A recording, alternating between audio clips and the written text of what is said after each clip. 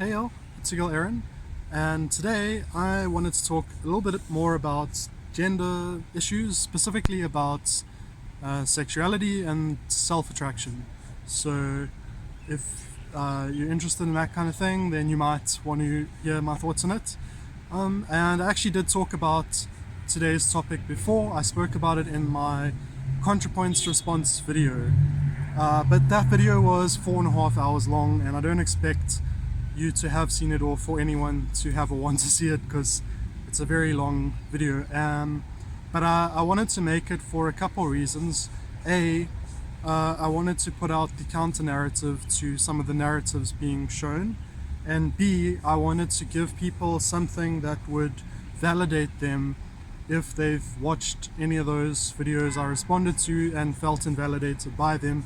And so I tried to take every invalidating thing that came in those videos and gave a validation of the people who were erased or excluded by it. Of course, not all of those exclusions or erasures were intentional, maybe none of them were, but as it stands, the works did cause that in me and others online I saw, and I wanted to have a therapeutical type of debunking of the things that were included, even if they were included to mock. Sometimes the format didn't do a good enough job where the validation, the way you felt, because if you can say something invalidating really quickly and then follow it with a counterpoint and a validation, and it's almost like your emotions have like a RAM. Your emotions have a short-term memory, where if the counter argument, the validation comes soon enough after the invalidation, that the impact of it is validation instead of. So the validation overrules the invalidation if it's a short period of time.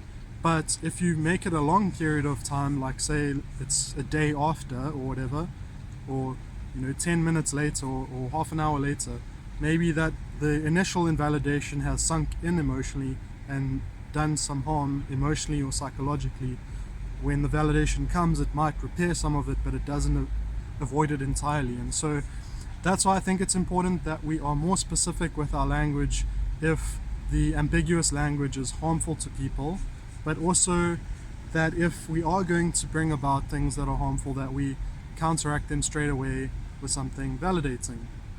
And so there is a theory that a lot of transphobes and right-wing people seem to push, which is that trans women are basically either in it to try and trick men into sleeping with them, because they actually, what they really want is they want to have sex with men, and doing it as a man is too difficult for them or something. I don't know. They haven't heard of gay people. I don't know. And then the other would be because they get so much sexual gratification out of looking like a woman that they can't help themselves or something, which they call that one autogynephilia. And so that was the name of one of ContraPoint's videos that I responded to. But in essence, it's the belief that, and it was harmful because it was put out by people who claimed to be scientists, etc., and it claimed to be a scientific theory despite it just being a lot of nonsense. But it claimed that trans women who basically aren't in it just to trick men, which is a weird thing anyway, that doesn't happen, but that they were just obsessed with looking like a woman or whatever, and it was a sexual and whatever thing. And that's an extremely harmful theory. It's extremely harmful to try and portray that as truth, because it's just so wild, it's just so far away. Things that cause trans people to want to transition, and trans women in specific, would be like dysphoria. So transitioning would eliminate the dysphoria, which would have the positive impact on their mental health. And euphoria, so gender euphoria. So, I mean, sometimes just doing something that is in line with your own personal gender expression, like if you were raised in a society where you wanted to express something of your gender but weren't able to, then when you do actually do it, it's a euphoric feeling. And so that could be wearing the clothes and even transitioning and all that as well. And that is a big reason why people transition. But it also could just be that you personally feel like that is the body that would be most comfortable for you. And I just like to say up front that even if somebody was super obsessed with self-sexual fantasies of them transitioned, even if they were, I would just call that a kink, and I wouldn't want to kink shame it. Just you be you. So if you were like super fetishizing, then I would say that that is a kink. But that's like such a small amount of people that of all the thousands and thousands of trans people I've had the honor of meeting, not a single one of them has ever said that that's why they transitioned and ever felt that that's why they transitioned. And so even though I think it is technically possible, it is definitely in such a minority that it shouldn't be portrayed as, in general terms, as being applicable. Now, I do think, however, that there is naturally in some people a attraction to yourself and your body and stuff. And so I personally have that orientation, I guess, of attraction to myself. And I had it before I realized I was trans.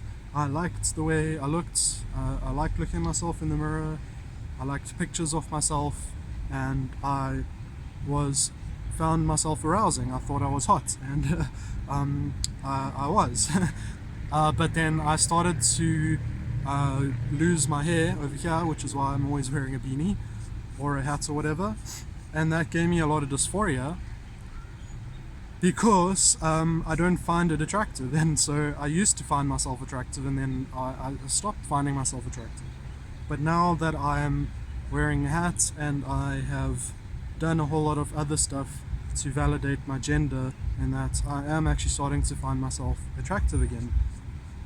And that's good because for me personally, a lack of attraction to myself feels bad. It feels dysphoric. It feels like it's something that should be there that's not. So for people who do feel self-attraction, it feels normal. It feels the same way as being attracted to anyone else. And if you are, say, straight, you might not understand how someone who's homosexual or gay or whatever could be attracted to the same gender or whatever it is. It might not make sense to you, you might not be able to imagine it, and you might not be able to imagine how someone would be attracted to their own self as well, but it exists, and I wanted to just mention it so that those who are interested or who might want to have clarity on this issue don't have to watch and look for it in that 4.5-hour video.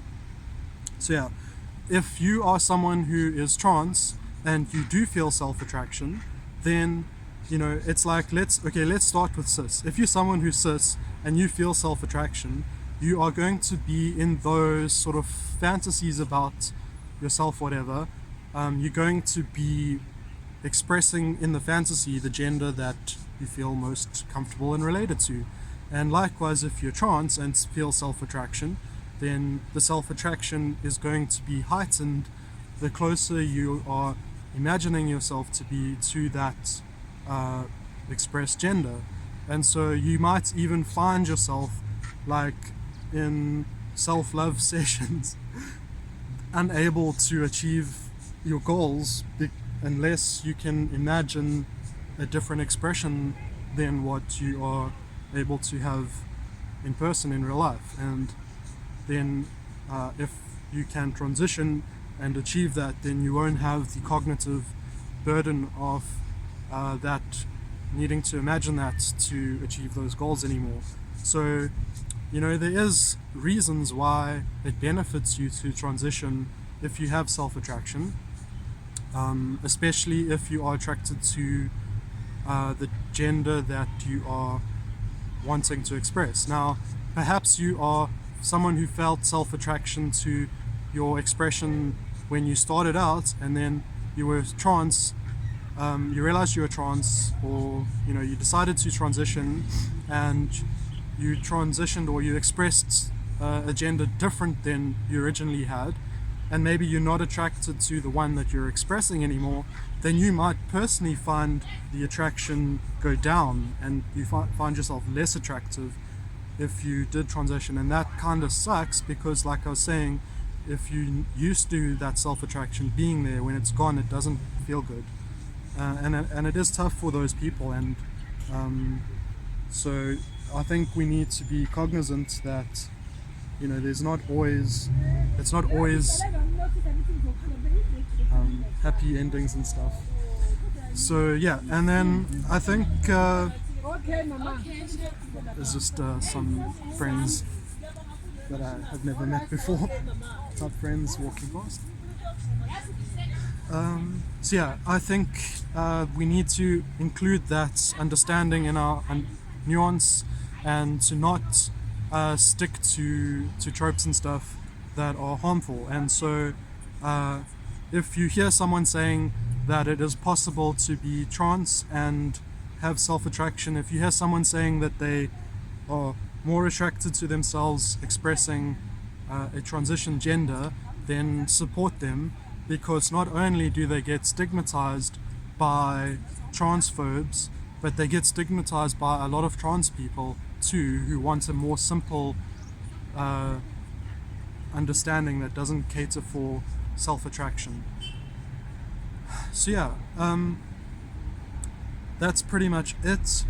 Don't also please remember that gender and biology are not directly correlated, that you might want to express something physically that you personally associate with a gender, but that doesn't mean that that thing belongs to that gender. Everything is inherently gender neutral, and it's only our own associations that create links between things and gender. And so when it comes to bodies and physical appearance, it's okay to opt into those types of associations, but it is not okay to force them onto other people. And so if someone else is expressing something that you don't like, you need to give them the respect of their own self-determination and agency.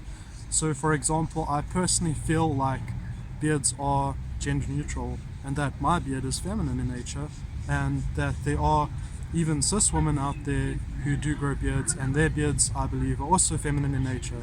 So that's just an example of it. That we need nuance when it comes to gender, because gender is something within our personalities. So when you miss the nuance there, you are invalidating people who they are. So yeah.